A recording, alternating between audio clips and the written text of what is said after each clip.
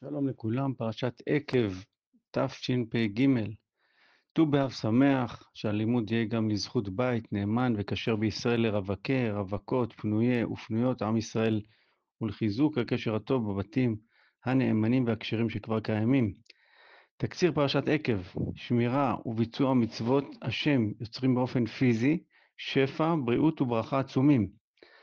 אל תחששו מכבוש הארץ מהעמים החזקים שבה, כי נתנם השם אלוקיך לפניך.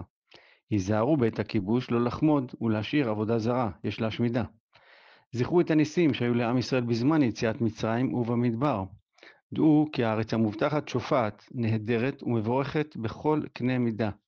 זהירות, פן השפע יבלבל אתכם, תחשבו שזה בזכות כוחכם ותשכחו שזו ברכת השם, ואז חלילה מי שיעבוד עבודה זרה דינו יהיה עבוד תאבדון.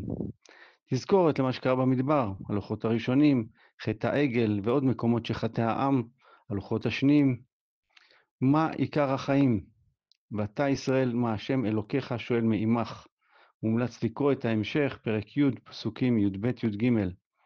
ולסיום מופיעה הפרשה השנייה של שמע ישראל מתוך השלוש. הראשונה הייתה בפרשה הקודמת ואתחנן, והבטחה על הגבולות האמיתיים והרחבים של ארץ ישראל. נקודה למחשבה, מה היה טעם המן לפי הפשט? אני ממליץ לא לקפוץ לענות ישר, כמעט כולם מכירים שהיה לו טעם כפי רצונו של האדם. אני שואל מה הסיבה המפתיעה לפי הפשט.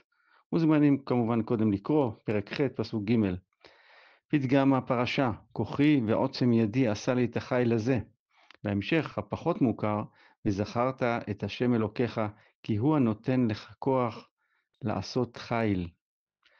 לימדה תורה דרך ארץ מהפרשה, ואכלת, ושבעת, וברכת.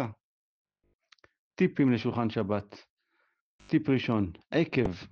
אומר בעל הטורים שיש 172 תיבות, מילים, כמניין עקב בעשרת הדיברות הראשונות. אני מודה שלא ספרתי. הוא מוסיף עקב אותיות קבע, עשה תורתך קבע. אז תחתמו קבע, וכמו שמציע הרבי מלובביץ', אפילו 5 דקות בבוקר ו5 דקות בערב, ותתקדמו לאט, עקב, עקב בצד אגודל, עוד דקה, פעם בשבוע, שבועיים וכדומה, כדי לא להתחייב להרבה מדי ולהפסיק. טיפ שני, כי תאמר וכולי איכה אוכל להורישם, לא תירא מהם. אומר הספורנו, לא תאמר זה על דרך שתירא מהם, אלא על צד שתכיר שזה היה נמנע לולא השם שהיה לך. תשובה לנקודה למחשבה, מה טעם המן?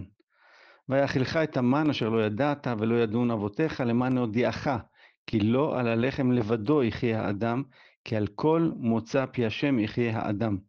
אנחנו ישר חושבים על הטעם כמשהו טעים, אבל כאן הכוונה לסיבה.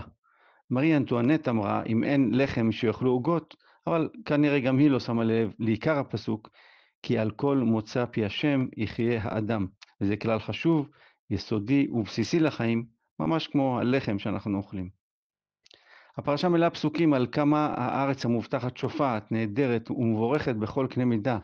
ארץ ישראל מבורכת, רואים את זה היום בבירור, בפרמטרים רבים ברוך השם, כלכלה, תעופה וחלל, המצאות, מדע, קדמה, ילודה, יחסים בינלאומיים ועוד, וגם כמובן בהיקף לימוד התורה.